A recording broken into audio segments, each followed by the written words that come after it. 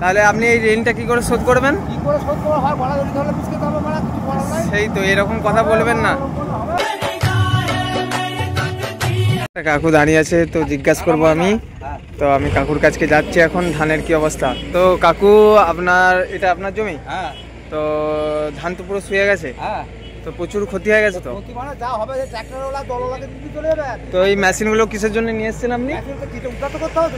আচ্ছা, মেশিনটা এই মেশিনটাই করে আপনি ধান কাটবেন তাই তো?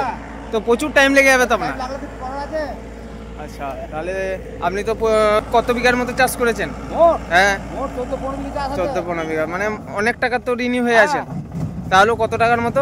কত টাকা এখন বলা যাবে না। আচ্ছা, তাহলে আপনি এই ঋণটা কি করে শোধ করবেন? কি করে শোধ করা হয় বলা যদি তাহলে বুঝতে হবে মানে কিছু করার নাই। সেই তো এরকম কথা বলবেন না।